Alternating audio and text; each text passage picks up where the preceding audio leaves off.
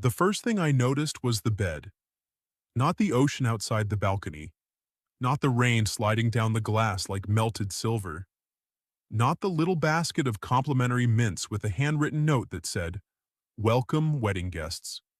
The bed.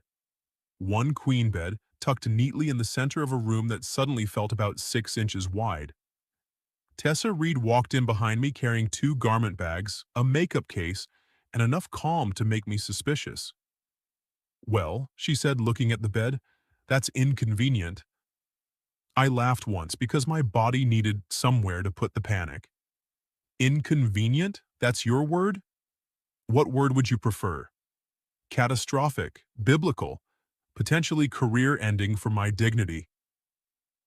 Tessa set the garment bags over the chair and gave me that sideways look she used when she was deciding whether to comfort me or ruin my life for entertainment. "Caleb," she said, "we're adults." That was true, technically. I was Caleb Brooks, 25 years old, a freelance video editor from Nashville who paid my taxes, owned one good suit, and could assemble IKEA furniture with only minor spiritual damage. But standing in a hotel room with my best friend in one bed, I did not feel like an adult. I felt like every awkward thought I had successfully buried for 2 years had just climbed out of the ground wearing a name tag. "Hi, I'm your feelings. Remember me?" Tessa and I had met at a coffee shop where she managed the bakery counter and I edited wedding videos in the corner until my laptop overheated. She made the best lemon scones in Tennessee and had a habit of humming off key when she was focused. I once told her she sounded like a confused smoke alarm. She gave me a free scone with "Traitor" written on the bag. That was how it started. 2 years later, she was my emergency contact, my favorite argument, and the person who could tell I was lying from the way I opened a bottle of water. She was also inconveniently beautiful. Not in the dramatic, slow-motion way movies insist on. Tessa was beautiful in small attacks. The smudge of flour she always missed near her wrist. The way her dark hair escaped every clip she owned. The dimple that appeared only when she was trying not to laugh. That afternoon, she wore a soft blue dress under a denim jacket, her curls pinned loosely at the back of her neck, and I had spent the entire drive pretending not to notice the shape of her shoulder when she leaned over to change the radio. We were in Charleston for her cousin Maribel's wedding. Tessa was a bridesmaid. I was her plus one because her family had started asking too many questions after her last breakup, and because, according to her, I had harmless face energy. For the record, no man wants to be told his face looks harmless by the woman he secretly thinks about at red lights. The hotel clerk had apologized 3 times. A storm had grounded half the arriving guests, 2 rooms had flooded, and the only available option was this one. One room, one bed, one best friendship balancing on a toothpick. "I can sleep on the floor," I said. Tessa looked down at the hardwood, then back at me. "You have the lower back of a retired mailman." "I'm athletic." "You made a noise tying your shoe yesterday." It was a focused breathing technique. "It was a whimper," I pointed at her. "You exaggerate when you're nervous." That landed. Her smile flickered, just for a second. "I'm not nervous," she said. "You rearranged the mints by color." She looked at the basket. She had in fact rearranged them by color. Outside, thunder rolled over the harbor. The room light blinked once, then steadied. Tessa took off her jacket and draped it over the back of a chair, moving slower now. "I really don't think it has to be weird," she said. That was the dangerous thing about Tessa. She could say something ordinary and make it feel like she'd opened a locked door. "It's not weird," I lied. She lifted an eyebrow. "It's moderately weird," I corrected, "but manageable." "Good." She unzipped her makeup case. "Because Maribel put us at the family table tonight, and if you act strange, my Aunt Rosa will smell fear and ask when we're having children." I nearly choked. "Children?" "She moves fast. We're not even fake engaged." Don't give her ideas. I sat on the edge of the bed, then immediately stood back up like it had burned me. Tessa saw.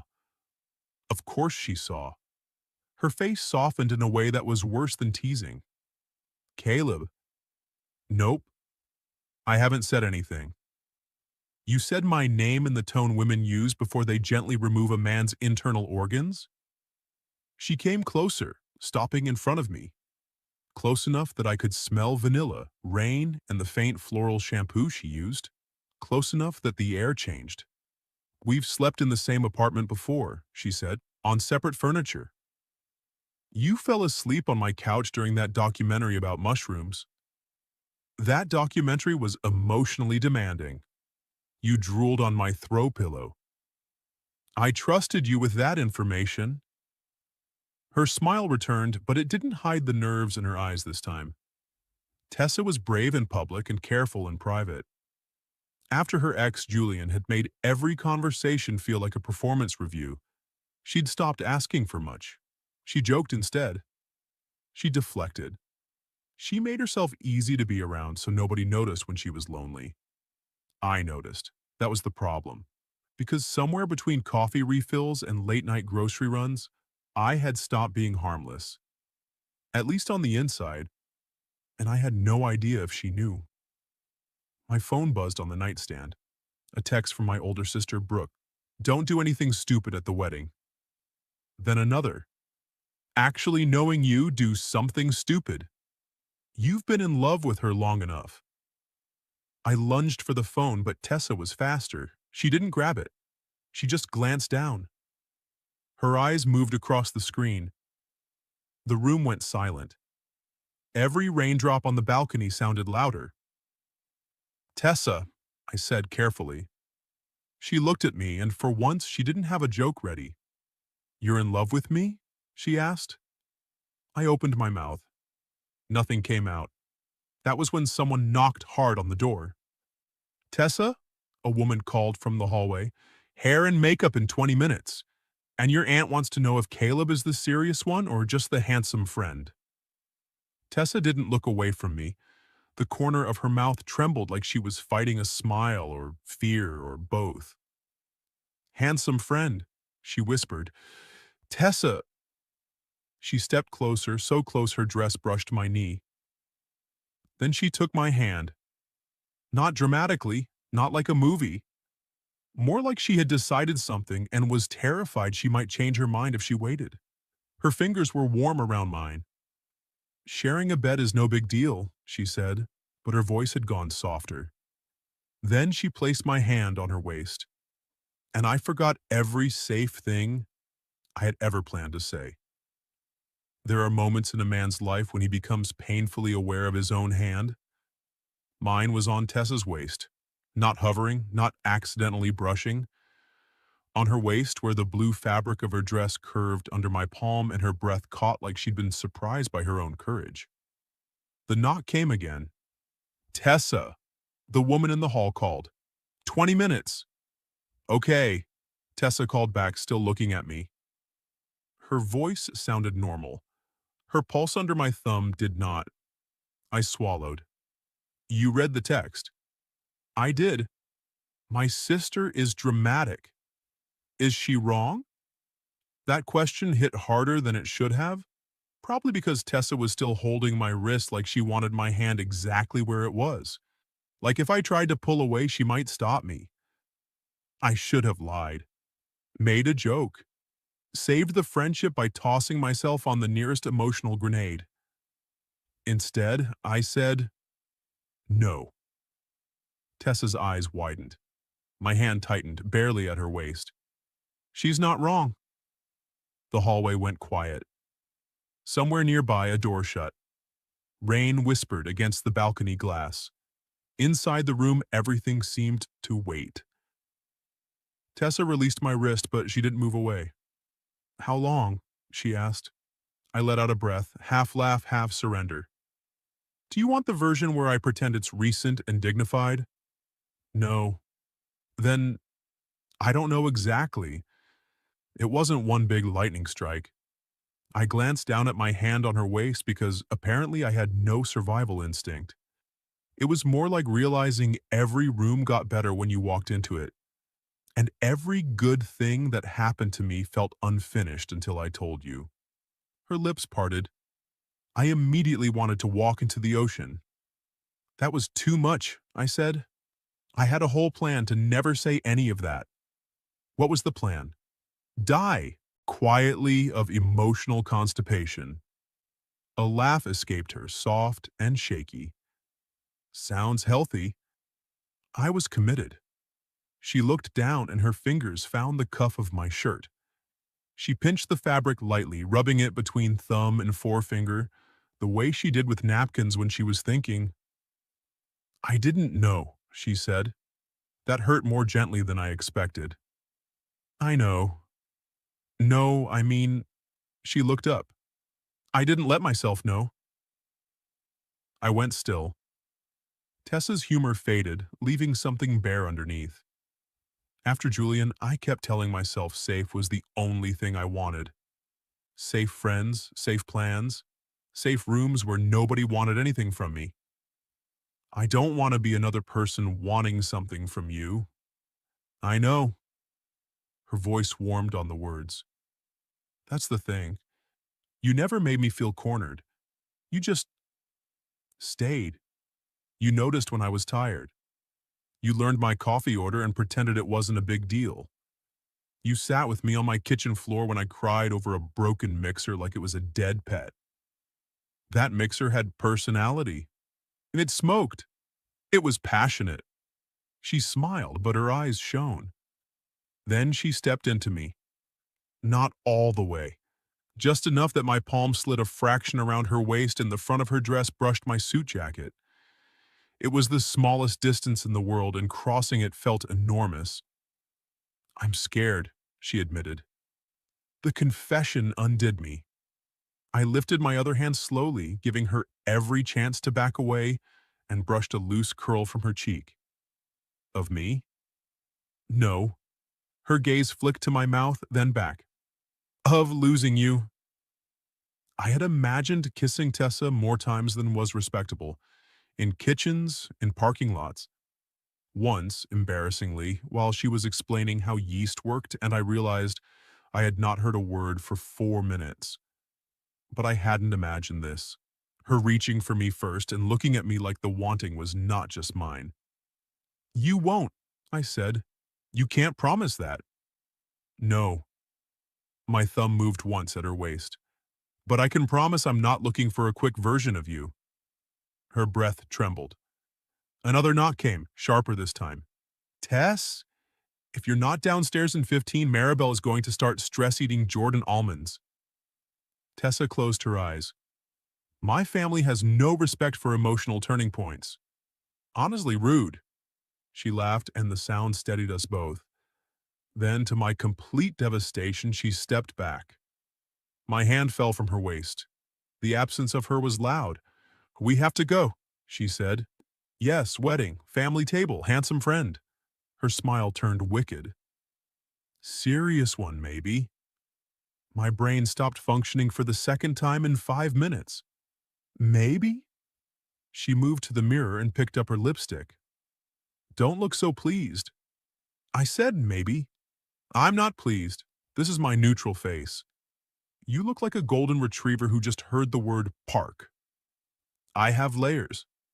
You have exactly one layer, and it's loyal. I leaned against the dresser, trying to pretend I wasn't memorizing the line of her neck as she tilted her chin toward the mirror. That sounded dangerously like a compliment. It was. She applied lipstick with the kind of concentration that should not have been attractive, and absolutely was. Don't make it weird. It's only weird if I write it down. Please don't. I might start a list. Tessa Reed called me handsome adjacent and loyal. I did not say adjacent. So just handsome? She capped the lipstick and looked at me through the mirror. The air shifted again. Yes, she said softly. Just handsome. I had no defense against that, By the time we got downstairs, the wedding weekend had fully swallowed the hotel lobby. Cousins in silk dresses, uncles with damp hair, children sliding across polished floors while adults pretended not to see. White roses stood in tall glass vases, and beyond the windows, the storm blurred Charleston into watercolor. Tessa's Aunt Rosa found us within 30 seconds. She was 5 feet tall, wore red lipstick like armor, and had the assessing gaze of a loan officer. "Caleb," she said, kissing both my cheeks before I could prepare. "You are still here." "I am. With Tessa." "That is also true?" Her eyes narrowed happily. Good." Tessa slipped her arm through mine. A simple move. A public un. My heart reacted like she'd proposed. Aunt Rosa noticed because of course she did. She said. Tessa's grip tightened. Don't. I didn't say anything. You said it with your eyebrows. My eyebrows are wise. Then she swept away toward a cluster of relatives, leaving us alone beside a table of champagne flutes. Tessa didn't release my arm. I glanced down. "For appearances." She looked up at me. "Partly." "And the other part?" She took a champagne flute from the table and handed it to me. Her fingers brushed mine, deliberate this time. "The other part is, I like being next to you." It wasn't a kiss, it wasn't a declaration, but it was a step.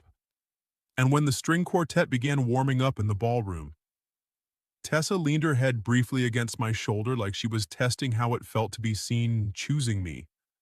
I stood perfectly still. Then, carefully, I turned and kissed the top of her hair. She didn't move away. She only whispered, "Don't get smug." Too late. The ceremony rehearsal lasted 45 minutes, which was impressive considering it contained only 6 bridesmaids, 1 aisle, and a groom who kept forgetting which side was his.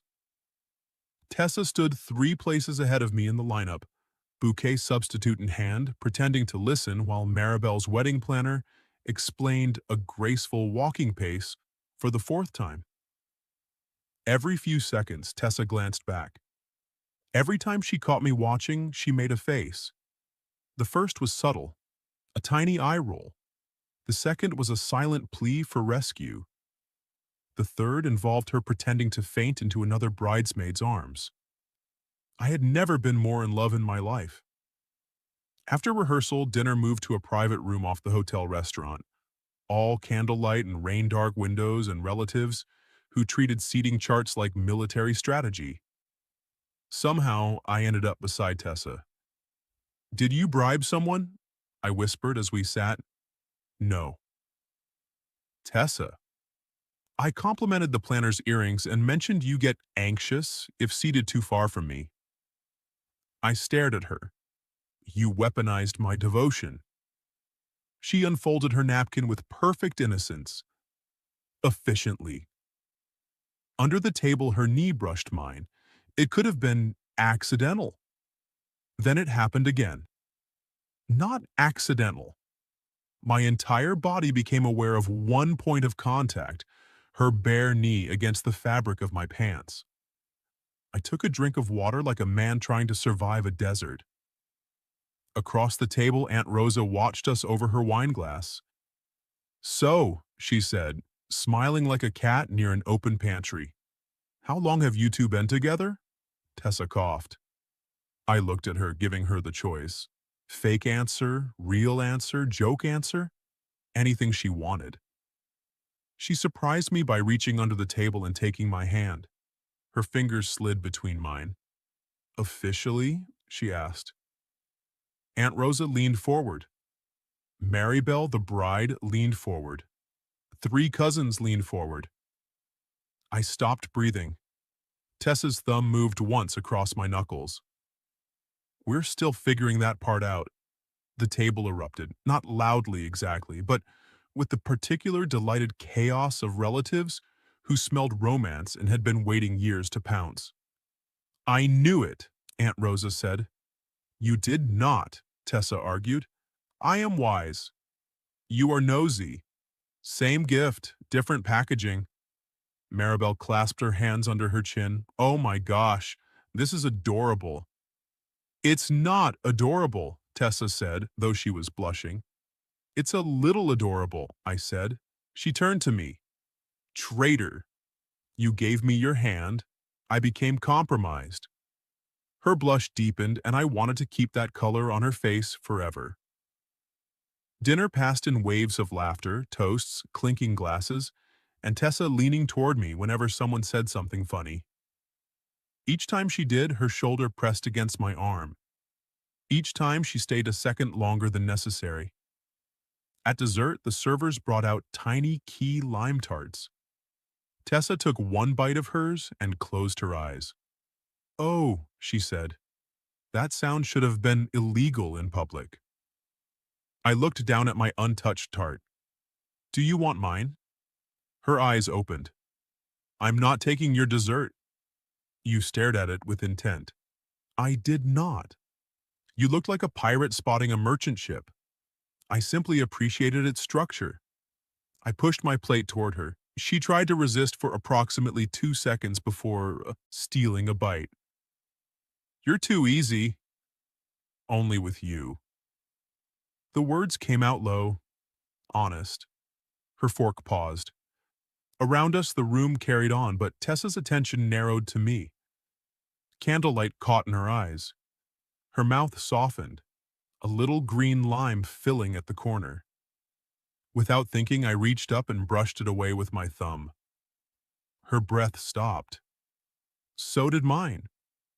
My hand lingered near her face for half a heartbeat too long. Then she turned her cheek into my palm, just barely, like a secret she didn't want anyone else to see. It was the kind of touch people write songs about badly. Then, Maribel called for everyone to gather in the ballroom for one practice dance, and the moment broke. Tessa stood quickly, smoothing her dress. We should go. Are we practicing? You're my +1. That sounds dangerously close to partner. She held out her hand. Don't panic, Brooks. I'm not panicking. You're looking at my hand like it's a tax audit. It's a very intimidating hand. She wiggled her fingers. Come on. So I took it. The ballroom had been mostly set for tomorrow, round tables dressed in white, garlands of greenery, fairy lights strung along the ceiling. The storm outside turned the windows black, making the room feel suspended from the rest of the world. The quartet had gone home, so someone played an old playlist through a speaker. A slow song drifted out, warm and scratchy. Couples moved onto the floor in laughing clusters. Tessa faced me and lifted both brows. You can dance, right? I can sway with emotional sincerity. That'll do. She stepped close and placed one hand on my shoulder. I set mine at her waist, more confident this time, though my pulse made no promises. Her other hand fit into mine. We moved badly at first. She stepped on my shoe. I overcorrected and nearly spun us into Uncle Victor. Tessa laughed into my chest and I felt it more than heard it. Graceful walking pace, I reminded her. You lead like a shopping cart with one bad wheel. I am creating spontaneity. You are creating a lawsuit. But after a minute, we found a rhythm. Not perfect. Ours. Her hand relaxed in mine. Her body settled closer. Her cheek hovered near my shoulder, and the scent of vanilla and rain wrapped around me again. I liked what you said, she murmured. What did I say? I've been charming all evening. You'll have to narrow it down. She pinched my shoulder. Ow! That you're only easy with me. I grew quiet. She tilted her face up. Did you mean it? Yes. The song moved around us. People laughed nearby. Someone called for more wine. None of it reached the place where we were standing. I don't know how to do this without being scared, she said. Then be scared with me. Her eyes searched mine. I had the strangest feeling she was waiting for me to take something, and the even stronger feeling that I didn't want to take anything she wasn't offering. So I asked, "Can I kiss you?" Tessa's fingers tightened on mine. For one terrible second, she said nothing. Then she whispered, "I was hoping you would." I bent slowly, giving her time. She met me halfway. Our first kiss was soft enough to break me. No fireworks, no dramatic music swelling louder. Just Tessa's mouth warm against mine, her hand sliding from my shoulder to the back of my neck, as if she'd wanted to touch me there for longer than she'd admitted. I kissed her carefully at first. Then she made a small, impatient sound and rose on her toes, deepening it. That sound went straight through me. When we parted, her eyes were still closed. I rested my forehead against hers. "Hi," she laughed under her breath. "That's what you're going with." I used all my best material not passing out. Her thumb brushed the back of my neck. For the record, that was not harmless face energy. No, no. She opened her eyes. That was serious one energy. I smiled so hard it hurt. From across the ballroom, Aunt Rosa shouted, "I saw that!" Tessa buried her face against my chest. I'm eloping from my own cousin's wedding. I wrapped my arms around her, laughing, and kissed her hair. "Too late," I said. "Your eyebrows gave us away." She tipped her head back, eyes bright, cheeks flushed, mouth kissed. "Caleb?" "Yeah?" "Tonight." She hesitated, but she didn't look away. "Don't sleep on the floor." My heart kicked. I kept my voice gentle. "Only if you're sure." "I'm sure about sharing a bed." Her fingers traced the lapel of my jacket. "I'm still figuring out everything else." "That's enough." She smiled smaller now, realer. Then she took my hand and led me back into the music. By the time we escaped upstairs, the hotel had settled into that late-night hush that makes every small sound feel deliberate. The elevator hummed. Tessa stood beside me close enough that our sleeves touched. Neither of us said anything, which, for us, was suspicious. Finally, I cleared my throat. "So, weather." She looked at me. I panicked, I admitted. Her mouth twitched. "You kissed me in a ballroom in front of my entire family, but elevators are where you lose courage? Your Aunt Rosa has already seen my soul. This is different." "How?" "There's a bed upstairs." The elevator dinged. Tessa's cheeks flushed, but she didn't look away. "There is." We walked to the room in silence. That was not empty. It was crowded with everything we weren't saying. Inside, the bed waited exactly where we'd left it. Smug and enormous, and not nearly large enough. Tessa kicked off her heels with a sigh. "I have blisters. I warned you about shoes designed by a person who hates feet. They're beautiful. They're tiny torture chambers with straps." She sat on the edge of the bed and lifted one foot, wincing as she rubbed her heel. I grabbed the little hotel first aid kit from the bathroom and knelt in front of her. Her brows lifted. "Caleb." "What?" "You don't have to perform emergency boyfriend duties." The word boyfriend hit the room like a thrown match. We both froze. Tessa's eyes widened. I'm not objecting. You should object a little for realism. I'm historically bad at realism where you're concerned."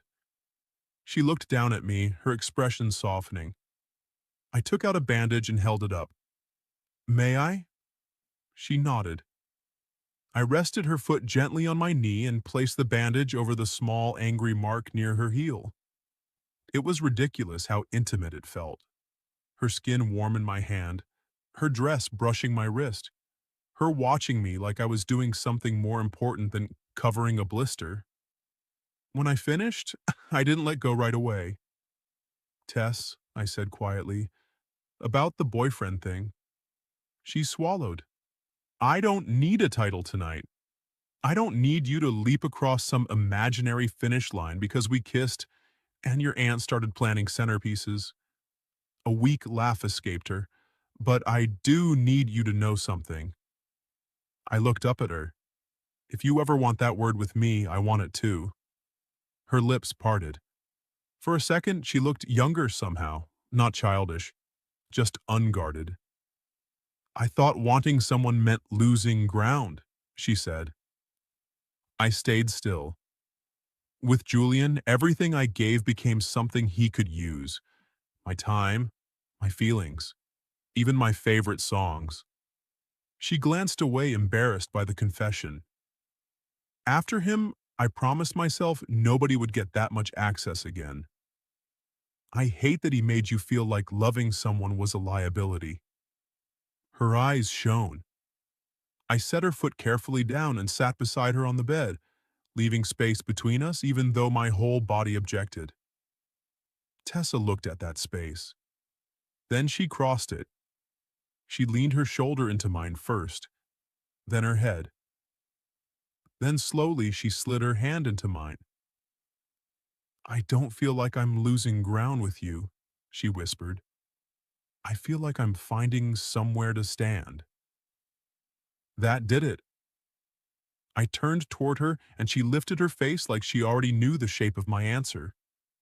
The kiss was different from the ballroom.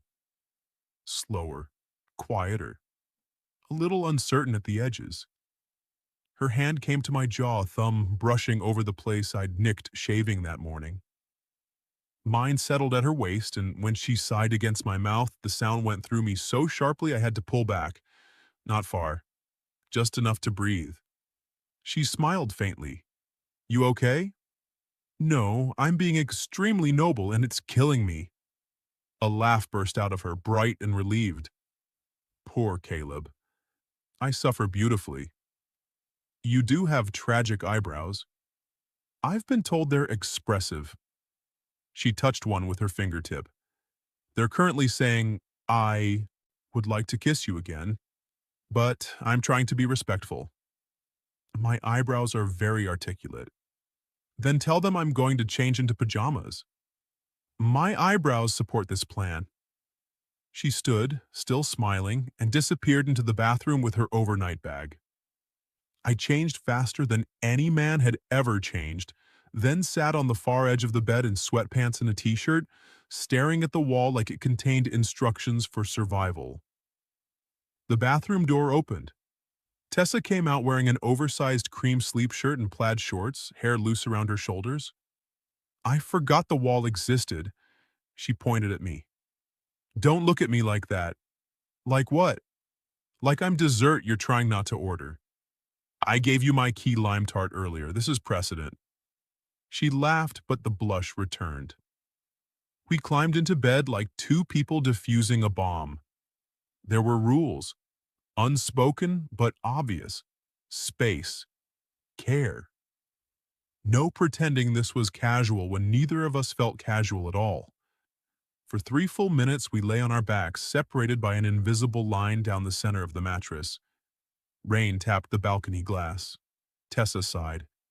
This is absurd. Agreed. We've cuddled before. Under emergency circumstances, you were sad and I was wearing a hoodie. You're wearing a t-shirt now. Scandalous.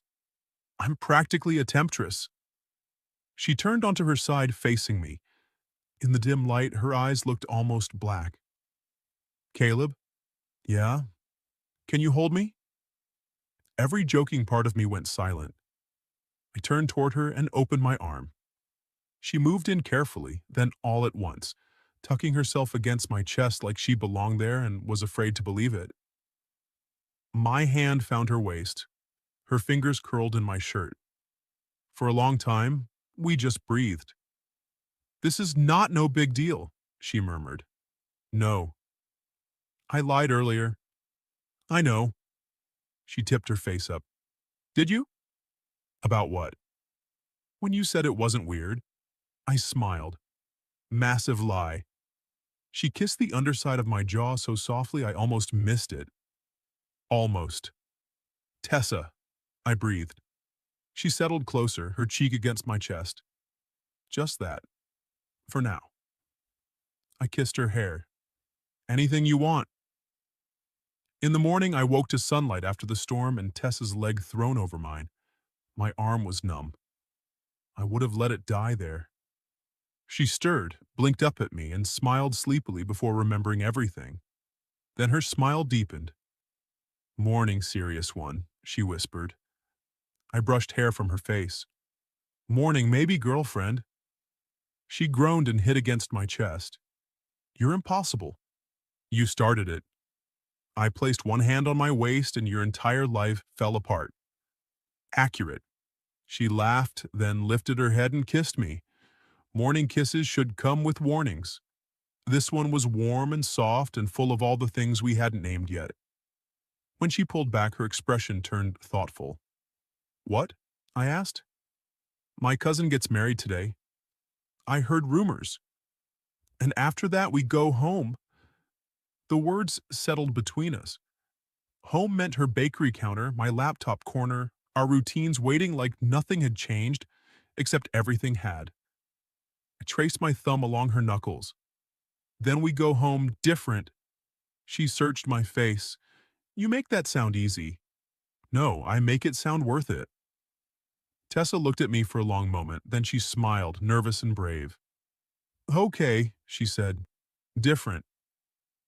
The wedding day arrived bright and rinsed clean, as if Charleston had spent all night crying dramatically and woke up pretending nothing happened. Tessa stood by the balcony in her bridesmaid dress, sunlight catching in her loose curls. I was supposed to be tying my tie. I was staring. She caught me in the mirror. "You're doing it again." "Doing what?" "Looking at me like that." "I'm documenting." "With your eyes?" "I'm a professional." She turned, walking over to fix my tie because I had, admittedly, created a knot that looked like a decorative pretzel. Her fingers worked at my collar. Mine found her waist automatically. She paused, smile tucked at the corner of her mouth. "Careful, that's how this whole thing started." I remember, best night of my life. Terrible for my blood pressure. She smoothed the tie flat against my chest, but her hand stayed there. "Caleb." "Yeah?" "If I panic today, don't let me make a joke and run." I covered her hand with mine. "Okay." "And if I get quiet, don't assume it means I regret anything." That landed deep. I bent and kissed her once, soft and slow. "I won't." Her lashes fluttered. "You're getting dangerously good at that." "I've had one night of training and a very inspiring teacher." She laughed, then rested her forehead against mine. For a minute, we just stood there in the sunlit room with the ruined tie on my neck and my hand at the place on her waist that had changed everything. The ceremony was beautiful. Maribel cried before she reached the aisle. Her groom cried harder. Aunt Rosa handed tissues to strangers like a general distributing supplies. Tessa stood in pale blue with flowers in her hands, and every time she glanced at me from the front row, my heart did something embarrassing and visible. At the reception, she found me during cocktail hour, slipped her hand into mine, and said, "Come with me." "Are we fleeing?" "Temporarily." She led me through a side door to a quiet garden courtyard tucked behind the hotel. The storm had left everything shining, brick paths, glossy leaves, white flowers heavy with rain. Music drifted faintly through the walls. Tessa stopped beneath a magnolia tree and turned to face me. "I need to say something before my family interrupts with cake opinions," she said. I tried to smile. "Sounds serious." "It is." My chest tightened. She looked down at our joined hands. I spent a long time thinking love was supposed to feel like proving myself. Like if I was useful enough or agreeable enough, someone would stay kind. "Tess." She shook her head, not to stop me, but to keep herself steady. "Then there was you, and you made friendship feel like rest." I didn't know what to do when it started feeling like more. I stepped closer. Her eyes lifted to mine. "I'm still scared, But I don't want safe if safe means pretending I don't want you. I forgot how to breathe. So, she said, voice trembling and brave. Officially, if you still want that word. I smiled before she finished. I do. Boyfriend? Enthusiastically. She laughed, wiping at one tear before it fell. That's not a normal answer. I'm not normal about you. Then she kissed me. Not careful this time. Not testing. She kissed me like choosing me was not a cliff but a door, and she had finally decided to walk through it. I held her beneath the magnolia tree while distant applause rose from inside for someone else's love story, and I thought, selfishly, that the best part of the wedding had happened out here. Later we danced again, better this time, though she still accused me of shopping cart tendencies. Aunt Rosa cornered us near the cake table, took one look at our hands linked together, and said, "Finally." Tessa sighed. "We became official 2 hours ago." I said, "Finally." Maribel hugged us both so hard I lost vision in one eye, and my sister Brooke texted me, "Did you do something stupid?" I sent back a photo of Tessa kissing my cheek. Brooke replied, "Best stupid thing you've ever done." When we drove home the next day, Tessa fell asleep in the passenger seat somewhere outside Columbia, her hand resting open on the console between us. I took it carefully. She didn't wake. Her fingers simply curled around mine. Back in Nashville, we did go home different. Not loudly at first. There were no dramatic announcements, no sudden merging of lives overnight. We still met at the coffee shop where she worked, and I edited videos in the corner. Except now she kissed me before handing over my coffee, and I forgot basic language every time. We went on our first official date the Friday after the wedding, dinner at a tiny Thai place, then a walk through a bookstore where she bought a romance novel and dared me not to blush at the cover. I failed. She framed the hotel key card from Charleston and hung it in her kitchen with a sticky note underneath that said, "No big deal." 3 months later, I had a drawer at her apartment. 6 months later, she left a toothbrush at mine and pretended it was an accident. By the following spring, we took another trip to Charleston. Same hotel, different room, still one bed. This time, when we walked in, Tessa dropped her bag, looked at the bed, and grinned. "Well," she said, "that's convenient." I pulled her into my arms. Catastrophic, biblical, potentially career-ending for my dignity. She slid her hands up my chest, eyes bright with that same terrifying courage from the first night. "Caleb." "Yeah?" She took my hand and placed it on her waist. And this time, I didn't freeze. I kissed her like she was home, like friendship had become fire and fire had become warmth. Like every ordinary day after that first impossible night was waiting for us with coffee, bad dancing, shared dessert, and one bed we no longer had to pretend was no big deal. So what would you have done if your best friend said sharing a bed was no big deal, then took your hand and placed it on her waist? Have you ever experienced something similar with someone you were afraid to lose? Tell your story in the comments. And for those who'd like to be a little closer to us, we've opened memberships where you'll get shorter exclusive stories every week with no ads. If you like this one, leave a like, subscribe, and I'll see you in the next video.